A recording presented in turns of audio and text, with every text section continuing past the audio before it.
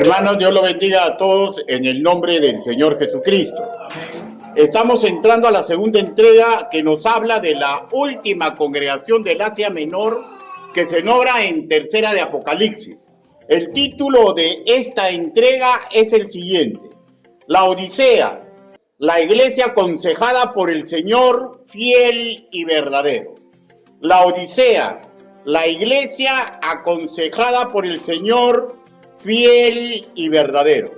Y antes de ingresar al cuerpo de esta exposición a modo introductorio, deseo resaltar el título que transmite el Señor Jesucristo como suyo, que está en el versículo 14, el testigo fiel y verdadero. Sobre este título, estudioso del tema, por ejemplo, MacArthur, escribía así: significa que el que comunique es digno de toda confianza como testigo fehaciente de la verdad de Dios. Ahora, recuerden que Jesucristo está dentro de la Trinidad y en el consejo de Dios.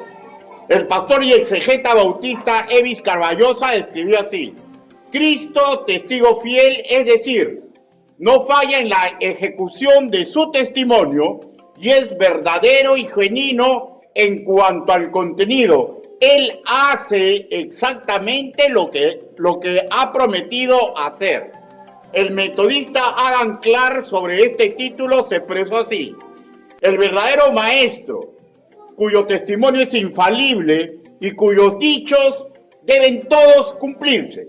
David Gusit solo nombra los títulos y prefiere ahondar en una aplicación comparativa. Él escribió así: Jesús es el testigo fiel y verdadero, lo que contrasta con los de la Odisea, a quienes se les mostrará que no son fieles ni son verdaderos. Nosotros ya hemos dicho que este título, entre otras cosas, implica que en su análisis no hay aproximación, no hay error, es tal cual hemos leído en las Escrituras. Y que la fuerza de sus calificativos tuvo por objeto, y siempre es así, golpear la mentalidad, el ego, la tonta y nefasta suficiencia, en este caso que tuvieron los integrantes de la congregación de esa ciudad, para así darles oportunidad a un verdadero cambio de rumbo, y si no, en su vida. Todo esto nos debería llevar a una inmediata reflexión. El Señor nunca dejará de ser así. Sabe sobre toda nuestra verdad. Todo lo que incluso en apariencias, ya nosotros demostramos que probablemente nosotros no nos damos cuenta, pero es una fachada nomás. Él lo sabe. Muchas veces nosotros no lo sabemos. La palabra es la que nos enseña. Y en línea contraria, sabe todas las virtudes innatas que tenemos, cómo se puede mejorar para ser usadas en nuestra dignificación, ganándonos coronas espirituales cuando estemos en la eternidad. Y lo mejor para nosotros sería que seamos sensibles a sus análisis, a la palabra, cuando nos demos cuenta que nos desnuda, que nos confronta, que cuando escuchemos calificativos fuertes que nos calzan como guante a la mano, meditemos en esto. Qué bueno es cuando nos damos cuenta que aunque nos corresponde un calificativo a ojos de intelecto humano insultante, el énfasis de Dios no es insultarnos, no es rebajar nuestra dignidad humana, sino que simplemente es descriptiva a una necedad que estamos viviendo y que deberíamos dejar. Qué maravilloso cuando la palabra nos remece y parece que nos conduce a las puertas del infierno. Y con angustia suprema sentimos con claridad que la única salida es pedirle ayuda al Señor. Ahora, estoy diciendo qué maravilloso, pero en un sentido retrospectivo. Porque cuando está ocurriendo, no se siente ni se piensa así. La sensación no es agradable, es terrible. Lo perfecto, lo maravilloso, lo por celebrar en beneficio de quien así se siente, es cuando esto lo lleva a claudicar, cuando a mérito de este proceso doloroso viene la convicción y el cambio de rumbo, alineándonos con el Señor. Con respecto a los de la Odisea, si cambiaron o no, las escrituras no relatan nada y ya solo es historia. Su oportunidad ya pasó. Dios nunca nos va a obligar a nada, pero al igual que en el ayer, el llamado es el mismo para todo creyente, para toda iglesia, en todos los tiempos, en todos lugares. Algunas veces el llamado es intenso y a veces es sumamente suave, sumamente sabe. Él sabe cuál es el llamado que se necesita, porque Él lo sabe todo. Y notemos, por favor, sin importar las circunstancias de vida, de las 7 congregaciones del Asia Menor, a todas les pidió lo mismo, ¿ya? El que tiene oídos oiga lo que el Espíritu dice a las iglesias. ¿Por qué? Porque así empiezan las maravillas en el ser humano, escuchando humildemente la palabra de Dios. Expresa así el Altísimo su deseo sempiterno, anhelante de Padre Celestial, de hermano mayor, de Salvador personal, de quien con amor se preocupa por su novia espiritual o por toda la humanidad que es su estirpe, para ayudarlos, para enrumbarlos al camino correcto. Espero que sea claro. La verdad bíblica duele cuando tiene que doler. Y la verdad bíblica da alegría cuando tiene que ser así. ¿Ya? Ahora, porque es la forma en que Él ha proveído de darnos libertad y honor en este mundo y en el venidero. Recordemos, solo la verdad nos va a hacer libres. Juan capítulo 8, versículo 32. Los de la Odisea ya son historia. No así con nosotros. Porque si hasta el día de hoy el candelero de la palabra de Dios nos alumbra, es porque en nuestra historia le falta escribir. Y si mañana aún respiramos, todavía tenemos oportunidad de escribir una historia gloriosa, maravillosa, pero a los pies del Señor. Dicho todo esto, busquemos los versículos centrales de la exposición del día de hoy, pero por una cuestión de tiempo, solamente vamos a tratar un solo versículo. ¿Ya? Pero busquemos Apocalipsis capítulo 3. Apocalipsis capítulo 3, versículo del 18 al 19. Y con respecto de los que están delicaditos de salud, sentadito nomás, el resto de la congregación se les solicita que se pongan de pie. Apocalipsis capítulo 3, versículo 18 y 19. ¿Lo tenemos? Amén. La palabra del Señor dice así: por tanto, yo te aconsejo que de mí compres oro fino, refinado en fuego, para que seas rico, y vestiduras blancas para vestirte, y que no se descubra la vergüenza de tu desnudez, y unge tus ojos con colirio para que veas. Yo reprendo y castigo a todos los que amo. Sé pues celoso y arrepiéntete. Todos a mi voz, el versículo 19. 1, 2, 3. Yo reprendo y castigo a todos los que amo. Sé pues celoso y arrepiéntete. Palabra de Dios, inclinen su rostro. Bendito Padre Celestial, todos los que están hoy reunidos y los que escuchen el mensaje en cualquier tiempo, Señor, tienen que comprender que no existe ser humano digno de predicar su evangelio. Señor, pero usted me ha dado la oportunidad. Hable, Señor Yahvé. Permita que lo que he investigado, lo que me han enseñado, lo que he preparado para usted, Señor, nos sirva a nosotros como espada de doble filo.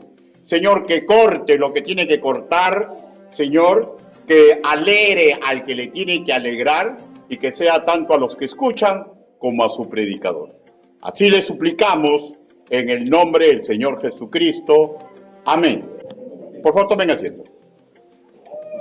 Leamos nuevamente el versículo 19, pero en su segunda, en su parte primera, dice: yo reprendo y castigo a todos los que amo. Yo reprendo y castigo a todos los que amo. Como ya dijimos, en toda la misiva a la Odisea no se menciona ningún remanente, lo que nos hace avisorar solamente hay dos posibilidades.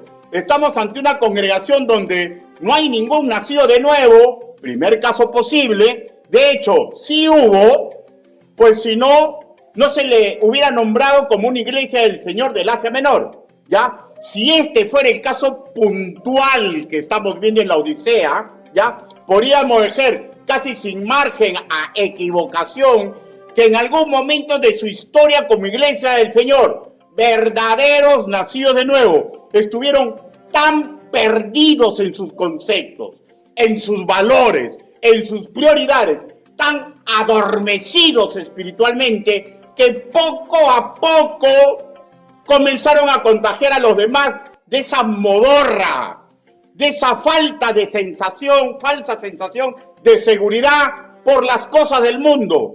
A tal punto, escúchenme, a tal punto que descuidaron el trabajo en su juventud, demostraron que en verdad nunca asimilaron que Dios sí tiene hijos adoptivos, pero no tiene nietos. No tiene nietos. Dilapidaron su primogenitura como correctos colaboradores de Dios, detrás de sus propios proyectos y deseos, despreocupándose groseramente de su juventud y su niñez. Ahí las consecuencias de una congregación cristiana sin ningún creyente verdadero. ¿No es cierto? O en defecto, si al momento de darle el mensaje a la Odisea, si hubo verdaderos nacidos de nuevo, segundo caso posible, sería que por su demérito de un largo invierno espiritual, llegaron a la condición de conciencia cauterizada y ni siquiera en reducido número pudieron ser catalogados como remanente del Señor. Una congregación que vivía una fantasía, incapaz ya de discernir su triste realidad espiritual. Pero por igual, sea uno o una combinación de los dos casos, las palabras fuertes que se le dio no fue para rebajar su dignidad humana, fueron palabras fuertes, escúchenme y aquitale, de un Dios que ama como nunca ser vivo amará. Palabras fuertes fueron una muestra de amor maduro, perfecto, que relaciona el amar con decir la verdad que se necesita decir, aunque duela.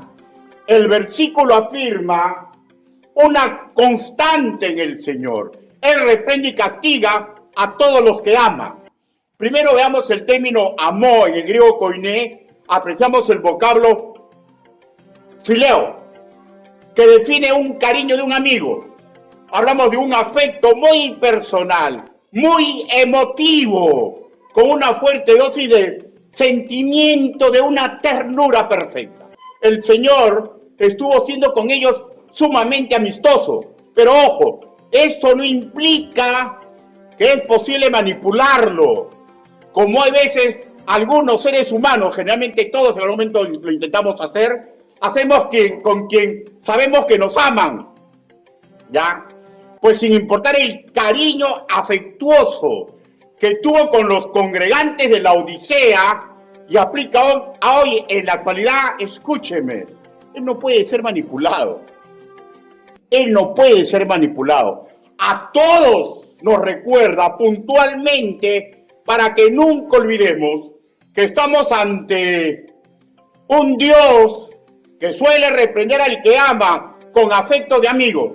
¿Qué implica la reprensión del amigo fiel y verdadero? Primeramente, que él nunca va a intentar ser una perita de dulce. Él nunca se siente como si estuviera en un certamen de popularidad y cuando toca suele decir verdades incómodas, súper incómodas, archi incómodas, super archi incómodas. Adjetivos calificativos indeseables, desagradables a cualquier intelecto y educación humana. A ellos, por ejemplo, puntualmente, y no estaba exagerando para nada, le dijo: ustedes son desventurados, miserables, pobres, ciegos, desnudos. Que usted sabe que está registrado la parte final del versículo 17. Ahora, hagamos un ejercicio mental por aproximación, ¿ya?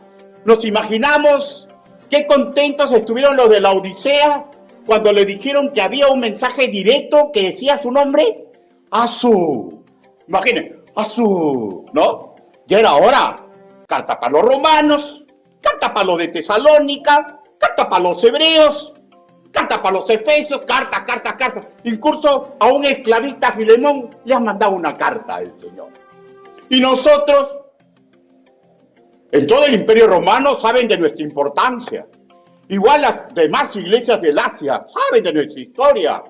Somos ricos. Entre nosotros hay banqueros. Si hubiera insistido en las dos carreras que usted escuchará, algo así que hubieran podido decir, ¿no? Entre nosotros hay ingenieros farmacéuticos que han podido desarrollar colirio y ungüento de fama mundial. Entre nosotros hay ganaderos genéticos que han podido mantener la pureza de la lana negra que tiene reputación mundial. Estamos ubicados entre dos rutas comerciales sumamente importantes del Imperio Romano. Ya era hora, pues, que nos manden una carta. ¡Qué contentos!, ¿no? Se habrán sentido, en primera instancia, los orgullosos laodicenses. Ya era hora. Somos importantes. Ya era hora. ¿Se imaginan cómo se hará puesto todos los laodicenses? Mandan una carta. Ese día hay que ir a la iglesia. Ese día tenemos que ir. Somos una carta. El reconocimiento que somos importantes. Yo me imagino nomás, ¿no? Yo me imagino nomás. Echemos a volar nuestra imaginación. ¿Y se imaginan cómo habrá cambiado el rictus de sus caras? Su orgullo a fastidio, a molestia, al escuchar que se les calificaba como desventurados, miserables, pobres, ciegos y desnudos. Mínimo. Algunos se habrán enojado, ¿no? Porque la palabra de Dios cuando toca carne, a algunos los hace volar, ¿no? Pero a otros les es indiferente. Yo prefiero, hermanos míos, que los haga volar. A mí me encanta ver en una congregación cara de amargos. Yo discierno cuando alguien se amarga porque escucha la palabra. Prefiero alguien que esté caliente que alguien sea un témpano de hielo y que ya no le interese ya lo que escucha. Ah, sí, ¿no? Bueno. Pongámonos en sus zapatos, ¿ya? Achiquemos más el espectro. ¿Usted cómo se pondría si supiera que esos adjetivos calificativos le cansan como un guante? ¿O simplemente le resbalaría? Al escuchar o leer la carta, lo de la Odisea, que congregaban, supieron en algún momento el verdadero significado. Y si habría entre ellos alguien difícil de asimilar, el Señor le enseñó como con palitos. ¿Y saben por qué? Porque el Espíritu Santo como maestro está en otro nivel. El Espíritu Santo como maestro está en otro nivel. A todo ser humano lo hace comprender. Ya es cuestión del ser humano que haga lo correcto. Busque Juan, capítulo 16, versículo 8. Juan, pero sin perder por favor Apocalipsis. Juan, capítulo 16, versículo 8. Dice la palabra del Señor. Esta fue una promesa del Señor Jesús, ¿no? Dice, y cuando Él venga, convencerá al mundo. O sea, no está hablando de creyentes, está hablando de todos. Convencerá al mundo de pecado, de justicia y de juicio. No hay maestro como el Espíritu Santo para hacerlo comprender al ser humano su realidad. ¿Ya? O sea, todos los que son expuestos a la palabra del Señor en algún momento se dan cuenta de su realidad. Pero hay unos que no les interesa. Y yo digo, prefiero que se amarguen a que no les interese ya. Bueno, el acto que hizo el Señor con ellos, que en castellano se escribe reprender, en el griego conoce el vocablo elenjo, que significa que el Señor los amonestó, los regañó. No fue simplemente para demostrarles su descontento, ¿ya? Sino estuvo intentando corregirlos. ¿Se corrigieron? No lo sé, porque la Biblia no habla nada del tema en el futuro. Lo que sí sé, por la riqueza del idioma del griego koiné, que también los refutó, impugnó, contradijo su pensar, los acusó de su pésimo razonamiento, que los tenía convictos en el mundo. ¿Cuál fue el pensamiento de los de Laodicenses? Versículo 17. Apocalipsis. Capítulo 3, versículo 17, primera parte. Ellos decían así: yo soy rico y me he enriquecido y de ninguna cosa tengo necesidad. Ese era ese pensamiento que el Señor lo refutó, impugnó, lo contradijo. Como decían los jóvenes de una época ya pasada, se creían la última chupada de mango, se creían la última cola del desierto. ¿Qué es eso de que eran ricos? ¿Qué es eso de que sus logros fueron en base a su capacidad humana? ¿Qué es eso de que no necesitan ya nada? Tanto tiempo congregando, ojo, no digo que por congregar largo tiempo alguien forzosamente sea nacido de nuevo, ¿ya? Pero lo fueran o no lo fueran, el Espíritu Santo es igualito, no interesa, Él sigue siendo un maestro perfecto. O sea, se dan cuenta porque discernían o se daban cuenta porque intelectualmente se daban cuenta, ¿ya? Y aparte, pues, está el contexto, ¿no? Una ciudad pujante, de ciudadanos muy inteligentes, que habían dado banqueros, ganaderos, comerciantes, científicos, farmacéuticos de su época. Y de hecho, para que cuando haya todo eso, hay una pleyade de otros estratos sociales que ayudan, que se culturizan, que aprenden a mérito de los profesionales que viven ahí. ¿O no? Usted trabaja con un comerciante, usted aprende a ser comerciante. ¿No es cierto? Si se referían a su riqueza material, ¿es que acaso no habían escuchado que las riquezas y la pobreza estén en las manos de Dios? Así como el abatimiento y la exaltación. 1 Samuel capítulo 2, versículo 7. ¿De qué se jactaban? ¿De qué se jactaban? Es que tanto tiempo congregando y no habían escuchado, por ejemplo, la historia de Nabucodonosor, que se jactó de su capacidad gerencial para el poder que había acumulado su reino babilónico, y el Señor en el acto lo redujo a condición similar a una bestia salvaje por largos años. Daniel capítulo 5, versículo del 20-21.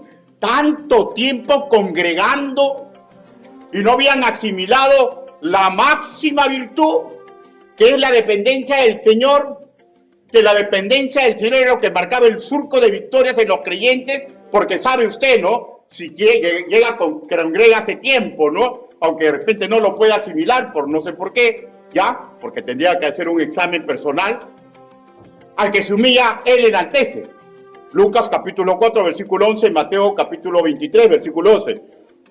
Razonemos. ¿Cuándo son los mejores momentos de una familia, de una iglesia? Cuando estamos como perro y gato, cuando estamos con posiciones encontradas, recordando la molestia, con caras largas de orgullo, ¿ya? Cuando me molesto con él y ya no me junto, ¿ah? Cuando dignamente marcamos su línea de Rubicón. Si como comprende esto, le voy a decir.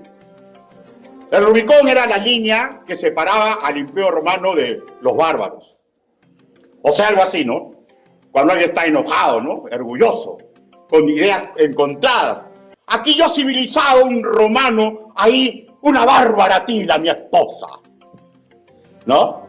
Aquí yo que me porto muy bien, con sencillez y pureza, y allá el que me trató mal, con él no me junto. No se junten, hermanos, con ese carnal. Ah, interesante, ¿no? Así son los triunfos en la vida cristiana. Así son los triunfos en la familia, el sentido común. Así son los triunfos. O los triunfos son después de humillarse pidiendo perdón, del reconocimiento del error, cuando la alegría vuelve al hogar, las victorias en Cristo, hermanos míos, va de la mano del que se humilla y no del que se enaltece. Va de la mano del que sabe aceptar el perdón y no está en forma revanchística esperándosela para la salida, ¿ya? Tenían los líderes, perdónenme, todos los laodicenses, tenían mente con convencimientos mundanos que les daba categoría de agua turbia y tibia. Y si un verdadero nacido de nuevo de otro sitio hubiera llegado de visita, probaría lo que ellos decían y sabe lo que tendrían ganas de escupirlos. O sea, mejor me alejo, ¿no? Y el Señor en metáfora usa una figura muchísimo más fuerte. Figurativamente les dice así: los vomitaría de mi boca. Significando, con esta forma de pensar y actuar de los laodicenses, eran nauseabundos para él, pese a que, ojo, les tenía un cariño de amigo fiel y verdadero. Hermanos, usted sabe de qué estoy hablando, ¿no? Usted sabe, yo sé que sí sabe. ¿Saben por qué? Porque es cuestión de sentido común. Nadie puede andar íntimamente con alguien que para nada se baña, ¿no? Nadie puede andar íntimamente con alguien que para nada se asea. Nadie puede tener intimidad con una persona que nunca se lava la boca. Una cosa no quita la otra. Una cosa es que uno ame y otra cosa es que uno aguante a una persona que no se cuida.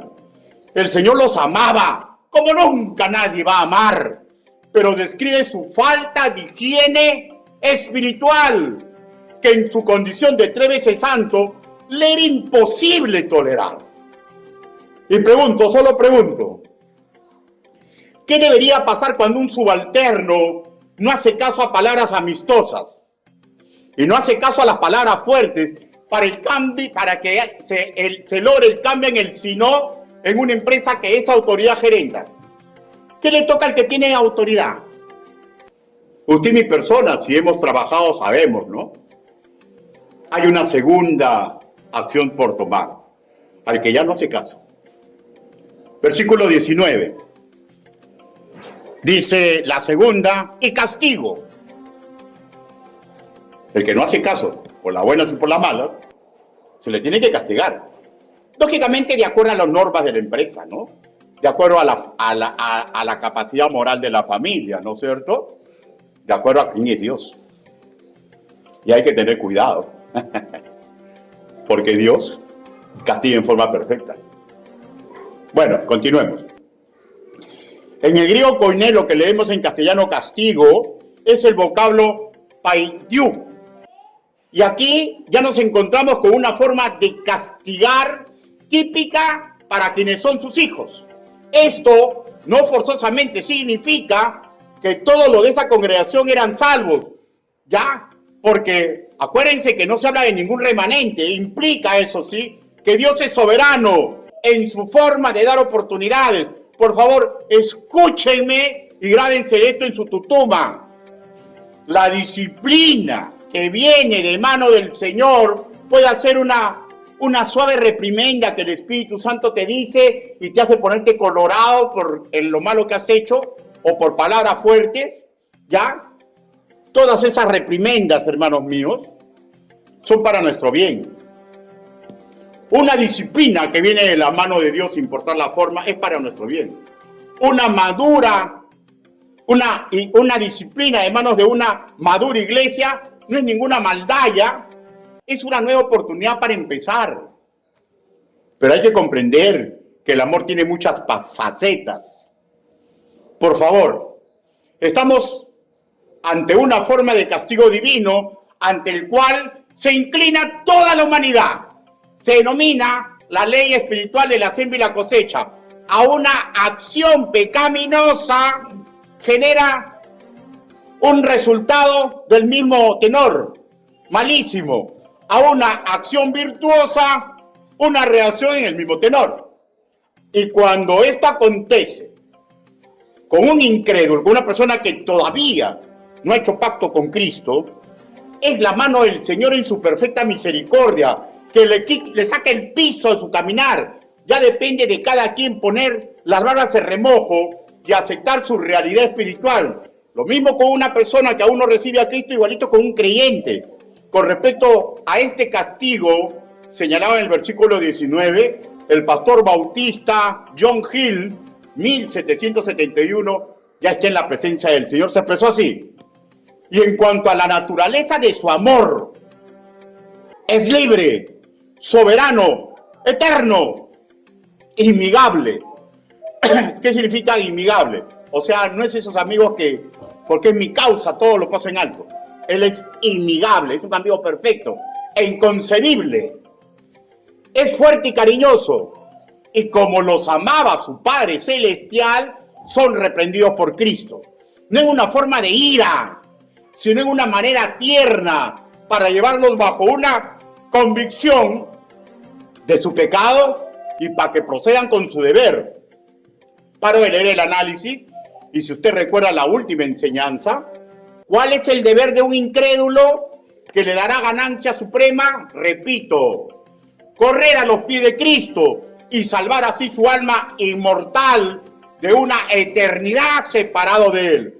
¿Cuál es el deber del creyente que le dará coronas espirituales y dignidad en este mundo? Pegarse y no separarse de Cristo y de su bendita forma de hacer. Regreso al análisis del inglés Hill. Y estar castigados por Él no es un vengativo, sino una manera paternal, que es instructiva y de enseñarles para su vida. Sigue hablando él, o escribiendo, o están escuchando lo que él escribió. El nombrar sobre un castigo parece referirse a algunas aflicciones que Cristo estaba a punto de traer a esa iglesia para despertarla de su pereza y su falta de seguridad. El objetivo, despertar el celo y llevarla al arrepentimiento. Fin de su comentario. Algunos sabemos de esto. Hay veces acontece que el mundo se nos cae encima y tenemos que estar en la lona, mirando a la derecha, mirando a la izquierda y sentirnos atrapados por la basura, por heces apestosas, y sentirnos parte de ella, para recién levantar mirada al cielo, rendirnos, pidiéndole ayuda ante una situación que ya nos superó largamente. Esto último, por ejemplo, estoy describiendo con claridad lo que ocurrió conmigo cuando acepté a Cristo como mi Señor y Salvador. ¿Ya? O sea, una supuesta desgracia, detrás la mano divina está marcando un surco para llamarnos al orden, al verdadero arrepentimiento. Este método generalmente es puntual con los que tienen un corazón cauterizado. Yo lo sé. Yo reconozco que luego de haber recibido a Cristo, casi 2 años de mi vida, viví como no salvo, ¿ya? Mismo laodinense, terco yo. Vivía, pensaba y me continuaba comportando como un verdadero desventurado, miserable, pobre, ciego y desnudo. Aunque en menos escala, pero yo pensaba que era suficiente. Tiene usted que analizarse. Aunque en menos escala, pues yo pensaba que era suficiente. Escúcheme, por favor. Yo soy de los que tuvieron que sentir terror antes de dejar de vivir para el mundo. Yo estaba 100% seguro de que me iría al cielo, pero en este mundo danzaba al son de la guitarra del diablo, ¿ya? Y ese día yo lo recuerdo vívidamente, perfectamente, me quebró, fue mi alfarero. Yo todavía recuerdo el dolor, el miedo, pero también recuerdo que ese día lo estaba intentando engañar, miserable de mí. Lo estaba intentando manipular con mi llanto, con mis alegatos. Mismo Judas, pues, ¿no? Créanme, por favor, créanme. Él abrió las puertas del infierno emotivo para mi vida. Y cuando me di cuenta que era mi última oportunidad, que no me iba a dar ya tregua, era Cristo o nada, lo que sentí no se lo deseo a nadie. Cada día comprendo más y más cuánto amor divino hubo en mi sufrimiento, en mi dolor, en el miedo emocional, cuando sentía que mi mundo se iba a caer como un castillo de naipes. ¡Cuánto amor! Recién ahora lo comprendo. Repito, verdaderamente me abrió el infierno a mi vida. Y no fue en un culto al Señor, no fue mediante una predicación. Yo sí sabía la verdad que me haría libre, ¿ya? Yo sí la sabía, pero me daba igual. Me creía la última chupada de mango. Era astuto, manipulador. ¿Y saben qué? Me choqué con la horna de mi zapato, pero en sentido contrario, con el verdadero aguijón. Yo para nada fui humilde. Yo lo intentaba manipular con mi llanto y mi razonal. Él, en perfección de la tolerancia. Porque de repente si yo hubiera sido él, con un rayo me partía yo mismo. ¿Ya? Pero yo me di cuenta, hermanos míos, que todo estaba a punto de cambiar. Yo mentiroso. Él me decía la verdad. Y comencé a sentir que esa verdad dentro de poco se iba a hacer realidad. Y todas las sensaciones negativas aumentaban y aumentaban. ¿Saben hasta cuándo? Hasta que cedí. Y él escuchó de mi boca palabras sinceras de rendición. Yo recuerdo, Gabo, que le dije, perdóname, ahora sí te voy a servir. Y automáticamente toda esa sensación mala, dolorosa, que me asustaba, terminó. Hermanos, yo no deseo que nadie pase por lo que yo pasé.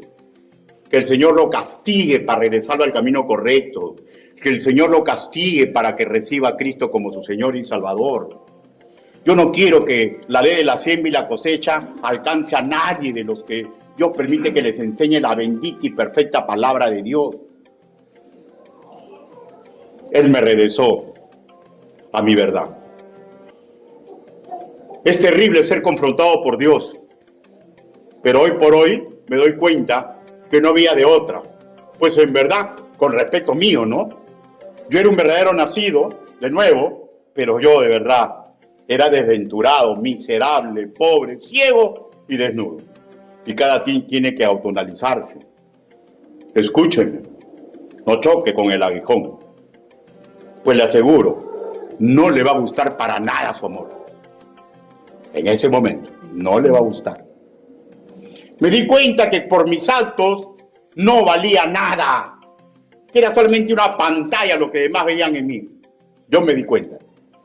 Y aún reconozco que cuando me salgo de la tangente que Dios me pongo, rozo con esa terrible situación y posibilidad. Y la verdad, yo no quiero volver a ser confrontado por Él. Así ya no. Así ya no. Por eso que pido sus oraciones. Por eso que intento vivir para su gloria, su honra, para su honor. Y es sumamente difícil. Pero no quiero volver a ser confrontado por Dios así. Ya no. El día que estaba discerniendo para entregar esta prédica, mejoré mi comprensión de lo que aconteció conmigo. Conmigo fue una tremenda descarga emotiva, negativa. Pero no tiene que ser igual con los demás. Si usted comprendió la palabra del Señor y aún no es salvo, corra a Cristo. Si usted es una pantalla en esta iglesia, deje de ser una pantalla y póngase a cuenta con el Señor. Lo que yo viví no se lo deseo a nadie. El amor de Dios tiene muchas facetas, y yo le digo, puede ser que Él está dejando una faceta que le va a enseñar y a usted no le va a gustar.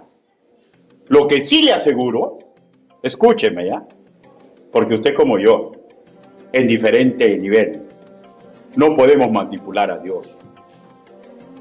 El llanto, como el llanto de cocodrilo, a Él no le afecta. No le afecta, hermano mío. Es imposible chantajearlo. Es imposible hacer eso que podemos hacer con una persona que sabemos que sí nos ama. No lo intentemos. Pero es cierto, Él a nadie va a obligar. Cada uno debe tomar su propia decisión. Porque las experiencias de llamada al corazón forzosamente no son iguales en todos, pero en todos trabaja por igual el Espíritu Santo. Nos hace ver las cosas con palitos, con palitos. Y a todos nos da la misma demanda. Tenemos, eso sí, si usted desea tener la paz con el Altísimo, dejar de pelear con Él, recorrer los pasos que Él demanda. Si aún no es familia espiritual de Dios, si aún no comprende lo que es ser nacido de nuevo, corra a Cristo. Y si usted ya es creyente, pero camina en la indolencia, la indiferencia, y está viviendo una vida ajena al plan de Dios por afanarse demasiado por satisfacciones equivocadas que el mundo ha puesto en su camino, tiene que cambiar de ruta. Yo conozco creyentes que son millonarios, ¿eh? Conozco abogados, jueces, médicos, policías, que son bien fieles al Señor y no dejan su carrera. Tengamos cuidado. Porque, ¿sabes cómo reconoce que el mundo te lo está poniendo? Con palitos te lo va a explicar, ¿ya? ¿Sabes cuándo te das cuenta que una cosa maravillosa para el mundo que dice, te aplaude y qué bien, adelante Ricardo, sigue, sigue, sigue? ¿No es de Dios? Cuando por eso tú dejas la intimidad con Dios. Eso ya no es de Dios. Y si quieres entregárselo a Dios, llórale. Señor, yo quiero terminar esto secular, pero ayúdame para no despegarme de ti. Sobre el método, hermanos míos, para que todo esto ocurra, parafraseando Romanos capítulo 10, versículo 17, recordemos, la fe nace, se renueva y se puede volver sabiduría práctica mediante el oír humildemente la palabra del Señor. ¿Qué escucharon? ¿Qué leyeron? ¿Qué les pidió Dios a los laodicenses? Versículo 19 en su segunda parte. Sé pues celoso y arrepiéntete. Sé pues celoso y arrepiéntete. El Señor le dio estos dos requerimientos indispensables para tener paz con Dios. Para que los consejos que ha embozado durante toda esta misiva se hagan realidad en la misiva que les entregó, tiene que haber ese cambio significativo en la vida de un ser humano. Tiene que recorrer estos dos requerimientos. El que aún no ha nacido de nuevo y el creyente que está adormecido espiritualmente, que ha sido engañado por el mundo. El mundo es muy hábil para engañarnos. Yo lo sé. Yo lo sé. Intento que ya no me deje engañar. Pero de vez en cuando me gana una partida, me doy cuenta en el ajedrez espiritual y me humillo y me vuelvo otra vez celoso. De hecho, en castellano los requerimientos que leemos se sitúan, ¿no? En nuestra Reina Valera, sé celoso y luego arrepiéntete, ¿no? Pero por igual, esto no implica que en otros idiomas, recuerden que esto está escrito en otro idioma, se iguala. Me enseñaban ayer mis hijos, ¿ya? Por ejemplo, que yo no mastico el English alphabet para nada, ¿ya? Ellos me enseñaban que en el inglés, cuando se pronuncia un interrogante, primero va el verbo auxiliar y luego el sujeto, ¿no? Pero en castellano, si el interrogante la pronunciamos así, estaría mal escrito, ¿no? Ahora, aunque no sé las normas de gramática que sustenta por qué hacen así, pero me sirvió lo que me dijeron mis hijos para buscar y lo encontré. Pero antes de decirles lo que encontré, les diré que a ojo de buen cubero, doctrinalmente hablando, primero es arrepentirse y luego es ser celoso. Así, a ojo de buen cubero, ¿no? Ahora, lo que encontré, revisando el trabajo exegético del estudioso bautista Evi Caballosa, aprendí gramaticalmente lo siguiente. El ser celoso, en griego koiné, está en un presente activo imperativo, lo que implica una acción continua. Permítame darle un agregado, que no es sabio dejar de hacer, ¿ya? No es sabio dejar de hacer. Y el arrepiéntete está en aoristo ingresivo, modo imperativo, que sugiere una acción urgente. Bueno, los que son maestros de castellano más o menos manejan la situación, ¿no? Y podemos decir tajantemente que lo gramatical en este caso, de lo que encontré, va de la mano de lo doctrinal. Pues es claro que la primera acción es arrepentirse. Tratemos estos dos términos en ese orden. Primero, arrepiéntete. Se podría traducir, cambia de disposición mental. Y como ya se dijo, por estar en un modo verbal ya estamos ante un requerimiento que es urgente que inicie esa acción de arrepentirse, cambiar la acción mental y cambio de la actitud de la vida. La idea general, arrepiéntete. Y de ahí la exhortación que nos hacen nuestros discipuladores, ¿no? Aunque hemos tenido discipuladores que no manejaban bien el castellano, ¿no? ¿Se acuerdan? ¿No? Unos dos, ¿sí o no? No manejaban bien el castellano, no tenía muchas luces, pero tenía mucho conocimiento doctrinal. ¿Y se acuerdan que hacían esos antiguos? Nos hacían recibir a Cristo inmediatamente. Hay que discipularlo. ¿Pero por qué? Para que se enamoren de Cristo, pues. ¿Ya?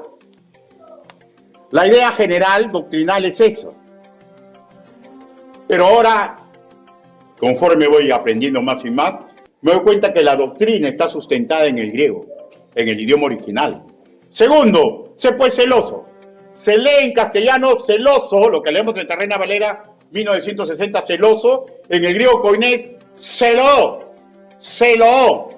que implica estar caliente, estar anhelante, deseoso de quien amamos, un celo del que ama a un cónyuge, pero no el enfermizo, ¿ya? Sino el que desea estar cerca de él o de ella, pero sin dañarle. Escúcheme, por favor. El único ser capaz de resistir un celo así es Dios. Nosotros los seres humanos, dada nuestra imperfección, siempre necesitamos un poco de espacio propio. Por eso que cuando el celo es demasiado anhelante, hacemos daño a una relación. Por eso que el celo en sí solamente debe ser entre marido y mujer. Por eso que a los jóvenes se les enseña, quemen sus hormonas en Cristo, busquen el camino de Cristo para que les haga un hermoso hogar. ¿Se acuerdan el versículo 15 que hemos estudiado? El ojalá seas caliente, ¿ya? Impulsaba a vivir fervorosamente, con gran temperatura en el Evangelio. Y es similar, ¿no? Al versículo 19. Pero la orientación es similar, pero en este caso se está dirigiendo a una persona. Vuelvo a repetir, con sentido moral a un cónyuge. Porque es incorrecto decirle a un soltero que cele. Ni el bueno ni el malo, no es correcto, no es el momento. Para eso discipulamos pues, a los jóvenes, ¿no es cierto? A ver. Está dirigido, hermanos míos, el versículo 19, orientación parecida, pero dirigido a una persona. Vuelvo a repetir, con sentido moral a un cónyuge. Es como el Señor Jesucristo le esté diciendo, célenme, tengan sentimientos sumamente intensos, sofocantes, péguense a mí, estén pendientes de mis pasos y mis acciones.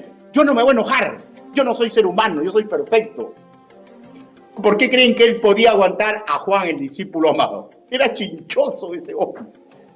Andaba Cristo por acá, Cristo por allá, y plum, plum. Y los demás discípulos decían, qué cargoso, ¿ya? Pero el Señor Jesús lo podía aguantar.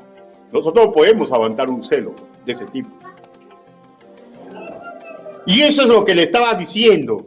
Y como ya dijimos, el verbo celó es activo imperativo, lo que implica una acción continua que no debería cesar. Por eso que es dirigida a Dios. La sensación es que le está pidiendo que estén atentos, como para que nazca en que la aún no es el que recién ha recibido a Cristo, ¿ya? El primer amor, y para que se renueve en el creyente un interés supremo hacia Él. Amor. Dios solamente nos pide amor. Dios solamente nos pide amor. Dios solamente nos pide amor, pero del bueno y del perfecto. Si creyente, uno que nunca debió de perderse, sin crédulo, que lo comiencen a aprender a ver, que lo sienta, que lo traten como el primer, más grande e impensable amor que no lo puede dejar. El primer amor. Que se comporte como el enamorado, que arde de celo, pero del bueno, el que nos conduce a mejorar. Recordemos, solamente hay un ser que puede resistir un amor así, es Dios. La Biblia nos habla muy claro, el indiferente es tibio, tiene otros intereses, consume agua turbia, que a él o a ella le sale como útil, pero para Dios es un amor que no sirve. De hecho, tampoco quien ama como témpano de hielo, tampoco le agrada, pues el Altísimo desea una intensidad. Por eso que él dice, ámame con todo tu corazón y con todas tus fuerzas, ¿no? Deuteronomio capítulo 6, versículo 5, Mateo capítulo 22, versículo 37, Marcos capítulo 5, versículo 30. El ser humano no puede aguantar un amor así. Por eso es que hay muchos problemas en los hogares, porque no les enseñan. Y hay muchos problemas entre los jóvenes, porque no aprenden. Y hay muchos problemas en los maestros, porque estas cosas no las enseñamos. Pero siempre es bueno y siempre va a ser excelente recurrir a la palabra del Señor. Porque ninguna de estas dos formas, ni el frío ni el tibio, son formas de llevar un amor maravilloso, perfecto, por un sujeto que fue a la cruz del Calvario por mí. Para casi terminar, recordemos algo de lo enseñado en la entrega que antecedió. El ojalá, en castellano, el griego koiné, ofelón, significa una ventaja insuperable por ganar. Y mediante su antecesor idiomático, ofeilo, aprendemos que esta ganancia insuperable se logra cumpliendo un deber. Ofeilo, a un no creyente, tienes el deber de salvar tu alma inmortal para no estar separado por una eternidad con Dios, con todo el dolor que eso va a implicar. Al creyente, ofeilo, debemos cumplir con nuestro deber de vivir pegados a Jesucristo, a sus deseos, a sus maravillas, a su obra, cuidando a lo máximo, con mi máximo esfuerzo posible, el suspirar y nunca dejar de suspirar a Él. Pero Dios quiere que ese amor sea para Él. Su nombre, Jesucristo. Conclusiones. Primero, la Odisea fue una iglesia indiferente y con una satisfacción equivocada. Su oportunidad ya pasó. Ahora ellos solamente esperan el día del juicio final para escuchar el juicio de Dios. Pero nuestra historia en este mundo aún no termina. Por favor, escuchemos lo que Cristo le dice a las iglesias. Segundo, Cristo por amor en el pasado dio batalla y está dando batalla por nosotros. Escúchenme. Cristo está dando batalla por usted. Está dando batalla por mí. A veces el Espíritu Santo usará palabras fuertes, otras palabras suavecitas, pero a todos nos piden lo mismo. Arrepiéntanse y luego de eso, sean celosos. Que pensemos que Jesús es como el aire que respiramos, que sin Él no podemos vivir, que suspiremos por el amado y hasta así, hasta el último suspiro de nuestra vida. Las demandas, los métodos, la palabra del Señor no cambia. No cambia.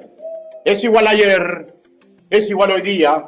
Lo que cambiará es el resultado de los corazones que acepten amarlo y aquellos corazones que decidan seguir siendo indiferentes. Inclinen su rostro. Vamos ahora.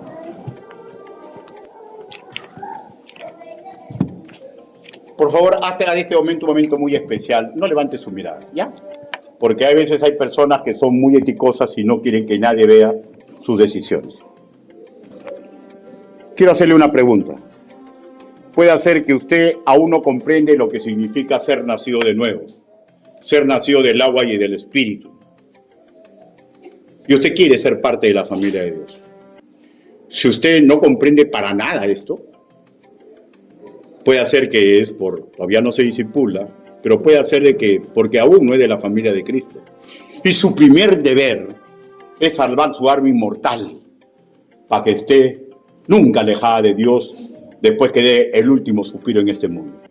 ¿Alguien desea recibir a Cristo como su Señor y Salvador personal? Hágame una señal, levante inmediatamente, baje su mano. ¿Alguien desea recibir a Cristo? ¿Alguien desea conocer ese camino? Hágame una señal. levante y baje sus manos. Ahora quiero hacer otra invitación. ¿Está perdiendo su primer amor? ¿Está viviendo una fantasía y no una realidad? Y usted ya sabe, tiene que arrepentirse y ser celoso. ¿Alguien desea hoy día entregar su pecado al Señor? Si es un pecado que merece ser disciplinado. Si alguien desea eso, búsqueme después del culto. O mejor no, levante su mano quien desee hacer esa transición, que está viviendo una vida de mentira. ¿Alguien desea reconciliarse así con Dios? Levante su mano. ¿Alguien desea? Ahora quiero hacer otra invitación. Su caso no es para disciplina, pero ya se dio cuenta que está mal, que está en ese rumbo. Y desea fuerzas para arrepentirse conversando con Dios personalmente y de ahí ser celoso. Si ese es su caso, sin importar el caso que sea, la situación que sea, si ese es su deseo, permita que oremos todo por usted. Levante su mano. Levante su mano. Levante su mano. ¿Alguien desea que oremos para que tenga fuerza cuando llegue la tentación a su vida en este campo? Levante su mano. Dios te bendiga. Baje inmediatamente su mano. Dios te bendiga. ¿Alguien más? Dios te bendiga. ¿Alguien más? Vamos a orar. Bendito Padre Celestial, usted ha visto las manos levantadas. Señor, es sumamente difícil, Señor, este ámbito. Ayúdenos, Padre. Ayude a los que levantaron su mano para que tengan fuerza, Señor, porque ya han descubierto que algo tienen que mejorar. Señor, lloramos dándole gracias por aquellos que no levantaron su mano, que han escuchado la palabra del Señor y se han dado cuenta, Señor, que en todas sus debilidades, como todos somos débiles, están en el camino correcto. Ayúdelos, Padre, porque son la fuerza moral de esta iglesia. Ayúdelos, Señor, porque tarde o temprano el demonio va a venir por ellos. Señor, pero también oramos porque hay veces, hay un sector que se dio cuenta ya, pero ya no tiene la fuerza ni siquiera para públicamente reconocerlo. Señor, si hay alguien así, ayúdelo, Padre. Ayúdelo, por favor, para que haga lo correcto, para que cuide su intimidad con usted, para que se someta, Señor, a usted. Ayúdelo, Señor. Y oramos, Señor, por toda nuestra congregación, en el bendito y precioso nombre del Señor Jesucristo. Amén. Amén. Dios lo bendiga, hermano.